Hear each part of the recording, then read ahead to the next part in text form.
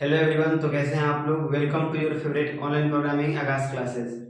जैसे कि बहुत बच्चों का डिमांड था कि मैथ में जो मैट्रिक्स चैप्टर जो है इसको पढ़ाया जाए फिर से। तो जो बच्चे नए हैं वो तो नहीं पढ़ पाए, तो उनके लिए ऑनलाइन ये चला दिया जाएगा। नहीं तो ये मैट्रिक्स जो है 5 नंबर लेसन तक आप लोग का डिफरेंशिएशन तक चैप्टर समाप्त हो चुका है ऑफलाइन में। बहुत सारे बच्चे नए नए हैं जो मैट्रिक्स नहीं पढ़े हुए हैं और उन बच्चों का डिमांड था कि मैट्रिक्स को स्टार्ट किया जाए। तो उनकी बातों के अनुसार हम लोग ये जो मैट्रिक्स जो है अवयव चैप्टर, इसको हम लोग फुल कॉन्सेप्ट के साथ एक इस वीडियो में हम लोग पढ़ेंगे लोग मैट्रिक्स के बारे में। मैट्रिक्स का सम कैसे होता है, उसको घटाया कैसे जाता है, उसको जोड़ा कैसे जाता है, मल्टीप्लाई गुना कैसे करते हैं मैट्रिक्स का, इसके बारे में हम लोग इस वीडियो में जानने वाले हैं। इस चैप्टर में ये सब चीज पढ़ने से पहले आप लोग अगर चैनल पर नए हैं तो सब्सक्राइब करना ना भूलिएगा और वीडियो को लाइक करना भी ना भूलिएगा और साथ ही साथ अपने दोस्तों के पास शेयर भी कीजिएगा। चलिए हम लोग मैट्रिक्स के बारे में जानते हैं। मैट्रिक्स होता क्या है, कैसे इसका ऐड किया जाता है, सब्ट्रैक्ट किया जाता है, मल्टीप्लाई किया जाता है, या क्या इसका रूल होता है, इसके बारे में हम लोग जानने वाले हैं। सबसे पहली चीज इसमें जो है मैट्रिक्स। मैट्रिक्स जो है इसे बोला जाता है आव्यूह बोला जाता है। आव्यूह जो है इसकी परिभाषा क्या होता है, तो एक्चुअल में जो आप लोगों का एग्जाम जो होता है मैथ का, एग्जाम में ना अभी तक आया हुआ है और ना कभी भी ये आएगा। मैथ में कभी ऐसा क्वेश्चन नहीं आएगा कि आव्यूह किसे कहते हैं या मैट्रिक्स किसे कहते हैं। लेकिन बट हम लोग को ये पढ़ना है, मैट्रिक्स के बारे में जानना है, तो फुल कॉन्सेप्ट के साथ हम लोग पूरे इसके बारे में पढ़ते चलेंगे। सबसे पहला बात, मैट्रिक्स होता क्या है, आव्यूह क्या होता है। तो संख्याओं का एक ऐसा आयताकार समूह, मतलब कोई भी संख्या हो उसका आयताकार समूह, जिसे पंक्ति एवं स्तंभों के रूप में व्यवस्थित किया जा सके। अब दोस्तों यहाँ पे दो चीज आई है कि पंक्ति और स्तंभ, जिसे हम लोग इंग्लिश में रो एंड कॉलम बोलते हैं। मतलब संख्याओं का एक ऐसा आयताकार समूह, मतलब आयत जैसा हो जिसे पंक्ति एवं स्तंभों के रूप में व्यवस्थित किया जा सके। दोस्तों एक होता है रो, एक होता है कॉलम। रो का मतलब होता है आपका पंक्ति होता है, रो का मतलब पंक्ति होता है और कॉलम का मतलब स्तंभ होता है। अब ये तो समझ में आ गया कि पंक्ति और स्तंभ को इंग्लिश में रो एंड कॉलम बोलते हैं। लेकिन ये एक्चुअल में होता क्या है, तो जैसे देखिए आप लोग, ये क्या है, ये तो मैट्रिक्स का साइन है। जब भी ऐसा चिन्ह लगा रहे क्या होगा, वो मैट्रिक्स का साइन होगा। तो इसमें जैसे यहाँ पे 2 3 4 1 6 3 इस टाइप से अगर दिया हो, तो इस टाइप में पंक्ति कौन है और स्तंभ कौन है। तो देखिए दोस्तों, पंक्ति जो होता है जो इस टाइप से है, जो ऐसे इस लाइन में पूरा है, ये वाला, ये पूरा, ये वाला कहलाता है पंक्ति। अगर वही स्तंभ पूछा गया तो जो सीधा ऐसे होता है ये स्तंभ कहलाता है। मतलब हम लोग इसमें ये बोल सकते हैं, इसमें रो कितना है, ये जो मैट्रिक्स दिया हुआ है इसमें रो कितना है, तो 1 2 3 रो 3 है। और इसमें कॉलम कितना है, तो कॉलम भी 1 2 3 कॉलम भी 3 है। ऐसा में आप लोगों को रो क्या है, कॉलम क्या है। रो का मतलब जो इस टाइप से हो, कॉलम का मतलब जो इस टाइप से हो। तो इस टाइप से कितना है, 1 2 3 हो गया। उसके बाद रो देखिए, रो कितना है 1 2। अच्छा सॉरी, देखिए यहाँ पे रो की जो संख्या होगी, रो की संख्या 2 होगी, गलत हो गया यहाँ पे। देखिए यहाँ पे ये वाला ऐसे जो है ये रो कहलाता है। एक रो है, दो रो है, मतलब दो पंक्ति है और स्तंभ देखा जाए 1 2 और 3 स्तंभ है। ऐसा मतलब हम लोग बोल सकते हैं ये मैट्रिक्स जो है 2 into 3 का है। मतलब 2 रो है, इसमें 2 पंक्ति है, मतलब 2 लाइन है, 1 2। सॉरी, कॉलम कितना है, तो कॉलम 3 है। अब हम लोग इसके, अब देखिए दोस्तों, इसका हम लोग सम के बारे में जानते हैं। Sum of matrix, sum of matrix. अब हम लोग मैट्रिक्स के जोड़ के बारे में जानने वाले हैं, इसे कैसे जोड़ा जाता है। एक हम लोग क्वेश्चन लेते हैं, ये तो मैट्रिक्स का साइन है, ये तो कंपल्सरी है, सब में रहेगा। ये यहाँ पे 2 है और 3 है, 4 है और 5 है, ठीक। और एक और यहाँ पे बीच में प्लस का साइन है, एक और दिया है 3 8 1 4। ये आप लोग का मैट्रिक्स हो गया। अब मैट्रिक्स को हम लोग जोड़ते कैसे हैं, तो इसके जोड़ने का नियम क्या होता है इधर का जो फर्स्ट वाला होता है इधर फर्स्ट के बराबर होता है, मतलब 2 है और 3 है, तो 2 और 3 कितना हो जाएगा, 5 हो जाएगा। फिर इधर 3 है और इधर 8 है, तो 3 और 8 11 हो जाएगा। 4 और 1 5 हो जाएगा, फिर 5 और 4 9 हो जाएगा। इसी टाइप से हम लोग मैट्रिक्स को जोड़ते हैं। अगर मान लीजिए इसका सम जो है इसी प्रकार से एक और क्वेश्चन हो, 2 3 6 4 1 3 1 8 1 1 3 4, ये एक मैट्रिक्स दे दिया हो और बीच में प्लस का साइन हो और यहाँ पे 3 6 4 3, यहाँ पे 1 2 1 3 1 1 3 8, इस टाइप से आप लोग अगर मैट्रिक्स दिया हो, इसको अगर ऐड करना हो, सम करना हो, तो ये कैसे होगा, तो इसे भी जोड़ने का तरीका सेम होता है। चाहे मैट्रिक्स 2/2 का हो, मतलब 2 रो 2 कॉलम हो, या मैट्रिक्स 4/4 का हो या 2/3 का हो, ऐड करने का नियम सब में सेम ही रहता है। इसमें देखिए 2 और 3 कितना 5 हो जाएगा, उसके बाद 3 और 6 9 हो जाएगा, 6 और 4 10 4 3 7, ऐसे देखिए 1 1 2 हो जाएगा, 3 2 5, उसके बाद 1 1 2 हो जाएगा, 8 3 11, सेम वैसे ही नीचे वाला 1 1 1 1 2 हो जाएगा, फिर 1 1 फिर 2, उसके बाद 3 और 3 6 6 हो जाएगा, 8 और 4 12 हो जाएगा।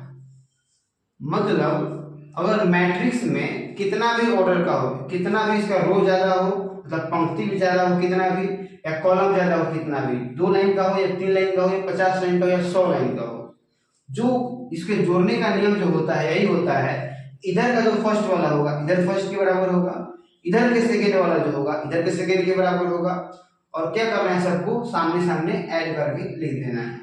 ये जो होता है मैट्रिक्स का रूल होता है ऐड करने का। अब हम लोग इसके रूल के बारे में जानेंगे कि मैट्रिक्स को घटाते कैसे हैं, घटाने का नियम क्या होता है। हम लोग को तो जोड़ने आगे जोड़ने का क्या नियम होता है, अब घटाया कैसे जाता है इसके बारे में जानेंगे।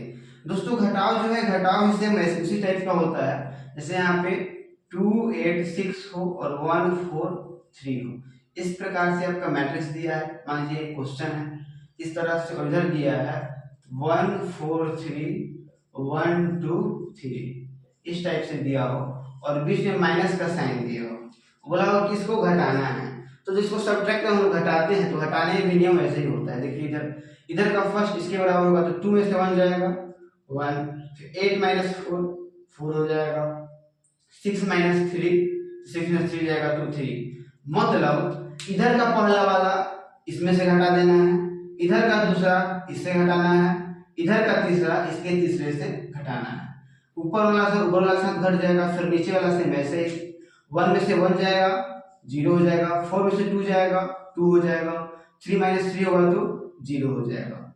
मतलब मैट्रिक्स जो है हम लोगों का सेम प्लस के जैसा ही होता है, जैसे मैट्रिक्स का सम होता है, कुछ हम लोग सामने सामने जोड़ देते हैं और घटाव में क्या करते हैं, सामने सामने घटा देते हैं।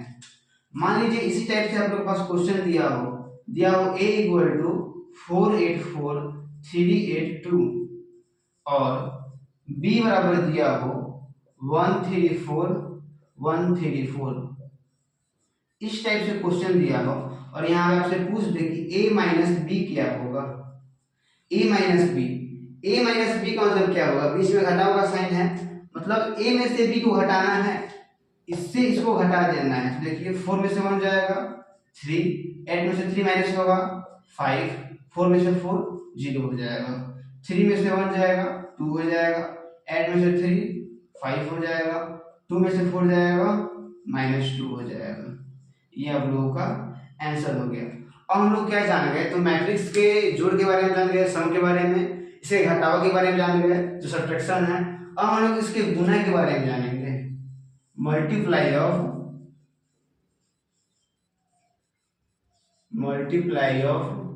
मैट्रिक्स।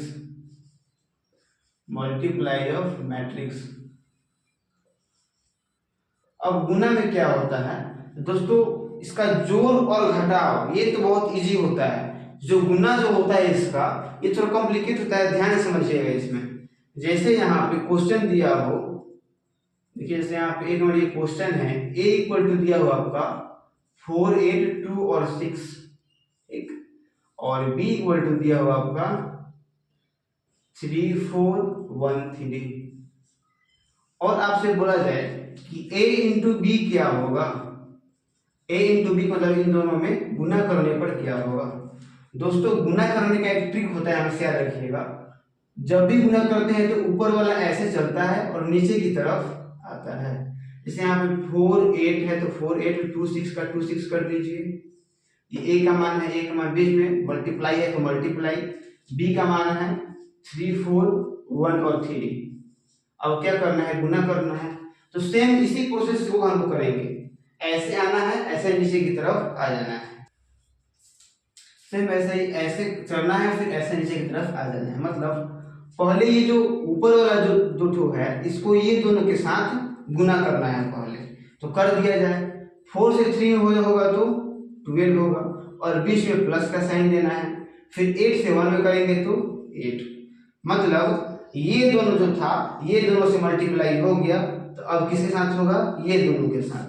अब ये दोनों के साथ मल्टीप्लाई कर देंगे तो 4 से 4 में होगा तो 16 प्लस 8 से 3 में होगा तो 24 हो जाएगा। सेम वैसे ही नीचे होगा, सेम वैसे ही नीचे होगा। अब ये दोनों जो है ये दोनों के साथ कर दिया जाए पहले। 2 से 3 में होगा तो 6, फिर प्लस 6 से 1 में होगा तो ये वाला 6 हो जाएगा। फिर ये दोनों के साथ हो गया तो फिर ये दोनों के साथ होगा मल्टीप्लाई। 2 से 4 में होगा तो 8 प्लस 6 से 3 में होगा तो 18। अब क्या करना है, इसको ऐड कर देना है। 12 और 8 20 हो जाएगा, 6 6 12। इसको ऐड कर दिया जाए तो ये हो जाएगा 4 6 24 और 10 34 40। ये हो जाएगा 40 आपको, और ये वाला हो जाएगा आप लोग का 26। ये हो गया आपका आंसर। मतलब मल्टीप्लाई करना है तो पहले जो दो तो संख्या रहेगा ये दोनों संख्या का ऐसे कॉलम से गुना करेंगे। इस रो को पहले इस कॉलम से करेंगे गुना, फिर इसके बाद इसी रो को इस कॉलम के साथ करेंगे। ऐसा समझ में, फिर यही दिया हो तो इसके साथ करेंगे। यही होता है आप लोगों का मल्टीप्लाई का रूल। अगर आप लोग को समझ में नहीं आया हो, जैसे हम लोग अभी पढ़े हैं लोग मैट्रिक्स को कैसे जोड़ा जाता है, कैसे घटाया जाता है, कैसे गुना किया जाता है, अगर आप लोग को समझ में नहीं आया है तो वीडियो को थोड़ा बैक करके फिर से आप लोग वीडियो को देखिए, और जहां भी आपको दिक्कत हो इस प्रश्न में या ऐड करने में, मल्टीप्लाई में, मैट्रिक्स में, आप लोग कमेंट जरूर कीजिएगा और हम इसके बारे में पढ़ेंगे। ये हम लोग का तो हो गया मल्टीप्लाई, सब्ट्रैक्शन और एडिशन। जो ऐड होता है इसके बारे में हम लोग जान चुके हैं। अब हम लोग कुछ इसके अलग टाइप के क्वेश्चन के बारे में जानेंगे। जैसे x का मान निकालना है, y का मान निकालना हो, इसके बारे में हम लोग पढ़ने वाले हैं। अब देखिए, अगर ऐसी टाइप से क्वेश्चन दे दे, जैसे एक क्वेश्चन दिया है 4 3 अगर दिया हो 4 3 दिया हो और उसके बाद यहाँ पे x और 5 दिया हो, 4 3 x और 5 इक्वल टू y z और 1 और 5 इस टाइप से क्वेश्चन दिया है।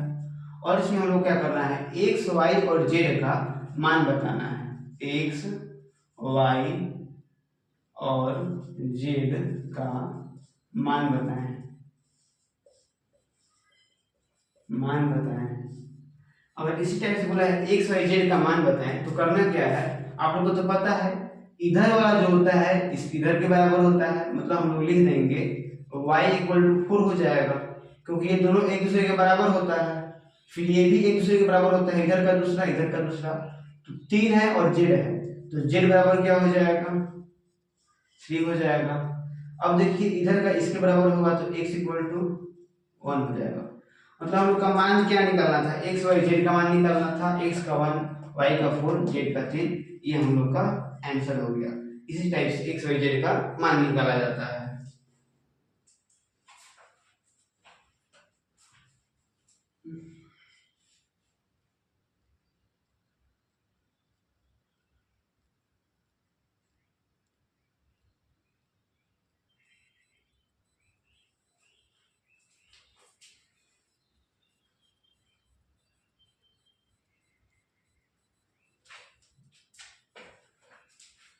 इसी टाइप से एक और क्वेश्चन दिया हो, जैसे 3x+7 और इधर 5, और एक दिया है y+1 और इधर 2 - 3x, ये एक अंदर मैट्रिक्स में दिया हो और इक्वल में दिया हो, हाँ इक्वल में दिया हो 0, y-2, 8 और 4, और इस टाइप का क्वेश्चन ऐसे दिया हो तो इसमें क्या होगा, तो सबसे पहले इधर वाला इधर के बराबर होता है तो क्या हो जाएगा 3x = 3x+7, इसको लिख लेंगे पहले, और ये क्या है बराबर में है तो बराबर में 0, मतलब 3x ऐसे कर सकते हैं 0 +7 ही इधर आएगा तो -7 हो जाए, फिर यहाँ पे क्या हो जाएगा 3x क्या होगा -7, तो x क्या हो जाएगा -7/3, ये हम लोग का हो गया x का मान। अब क्या करना है, y का मान निकालना है, तो इधर देख लीजिए y+1 है, किसके बराबर है, तो y+1 जो है 8 के बराबर है, तो y क्या होगा 8 का 8, और ये प्लस में है इधर आएगा तो माइनस में 1 हो जाएगा, तो y 7, मतलब हम लोग का x का मान आया -7/3 और y का मान आया 7, ये हम लोग का x और y का। जैसे यहाँ पे एक क्वेश्चन है, क्वेश्चन दिया है cos² x और sin² x, फिर नीचे दिया है sin² x और फिर cos² x, और इसको एक अलग मैट्रिक्स में दिया और फिर इसके साथ आपको प्लस करना है, प्लस में दिया है,